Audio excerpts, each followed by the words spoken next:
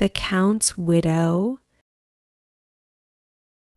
At dinner one night in the boarding house where Andy Donovan lived, near 2nd Avenue, his landlady introduced him to a new paying guest, Miss Conway.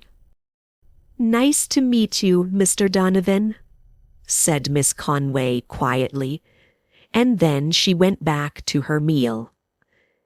She was an uninteresting young woman in a boring brown dress. Andy gave her a smile and forgot her at once. 2 weeks later, Andy was smoking a cigar outside the front door when he heard someone coming out. He turned to see who it was and was pleasantly surprised. There was Miss Conway, all in black from her head to her feet. With her bright gold hair, her gray eyes, and her sad face, she looked lovely.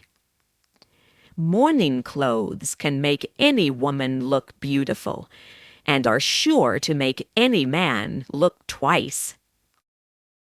Andy immediately decided not to forget Miss Conway. He dropped his half-finished cigar on the ground and said, "It's a fine evening, Miss Conway." "For those with a heart to enjoy it, Mr. Donovan," she replied sadly, looking down. "I hope there hasn't been a death in the family," he said. "Not really in the family," she replied, "but I won't worry you with my troubles." "Worry me? But I'd really like to hear all about them, Miss Conway.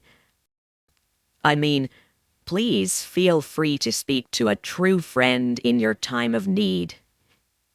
Miss Conway smiled sadly at this. "I feel so lonely in New York," she said.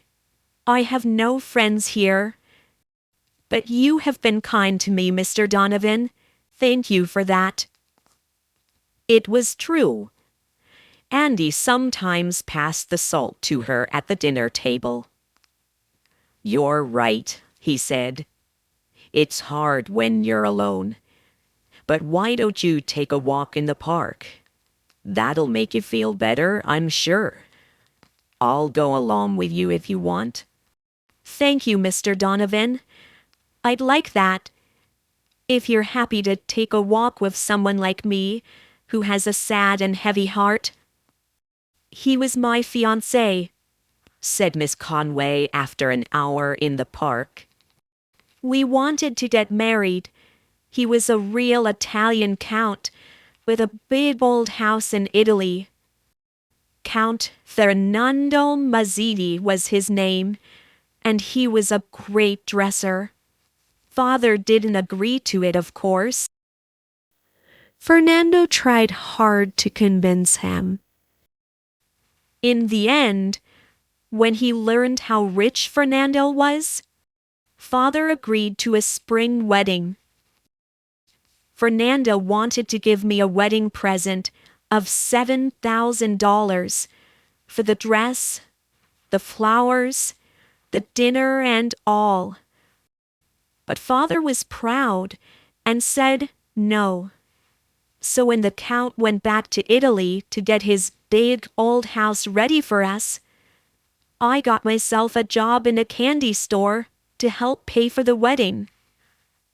Then 3 days ago, I got a letter from Italy saying that Fernando was dead. It was a terrible gondola accident that killed him, they said. So that explains my mourning, Mr. Donovan. I'll never forget Fernando, you see.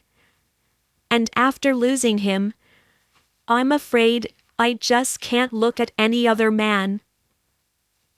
"I'm really sorry for you," said Andy. "And I'm your true friend. I want you to know that." "I have his picture here in my locket," said Miss Conway tearfully. "And because you're a true friend, Mr. Donovan, I'll show it to you."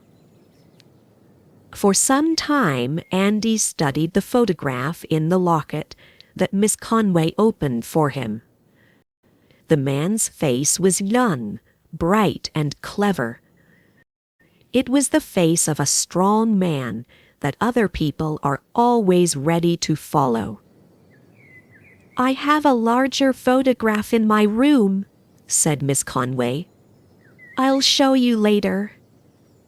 They're the only things that I have of Fernando now. But he'll always be in my heart." Andy decided there and then to try to win Miss Conway's heart from the Count. He took her to have an ice cream, but her gray eyes still looked sad. That evening, she brought down the larger photograph and showed it to Andy. He looked at it silently. "He gave this to me the night that he left for Italy," said Miss Conway. "A fine-looking man," said Andy. "Now, would you like to come out with me again next Sunday afternoon?" A month later, they told the landlady and the other guests at the boarding house of their plans to get married. Miss Conway stayed in mourning. A week after that, they were sitting in the park near the boarding house. Andy's usually smiling face was dark with worry, and he was strangely silent. "What's the matter, Andy?" asked Miss Conway. "Well, you've heard of Big Mike Sullivan, haven't you?" said Andy after a while. "No, I haven't. Who is he?" "He's a great New York politician and a friend of mine. I met him today, and he wants to come to our wedding. I'd really like him to come." "Okay, so he can be our guest." "Right, but before we can have our wedding, I need to know something. Do you still prefer Count Mazzini over me?" Suddenly, Miss Conway started crying. "Oh, Andy, there never was a Count. All the other girls had boyfriends, but I didn't. And you know how good I look in black. So I bought a big photograph of a man that I didn't know at a photograph store, and got a small one too for my locket. Then I thought up the story of the Count's death and put on my black clothes. I'm just a big fake. And now you won't marry me because of it, I'm sure. And you're the only man that I've ever loved." Andy laughed and took her hand. "Do you still want to marry me? After what I've done?" she asked in surprise. "Of course," he replied. "You were very good to explain it all to me. Now we can forget the Count.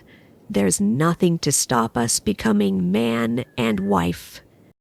"Andy," Miss Conway went on, "did you really think that my stories about the Count were true?"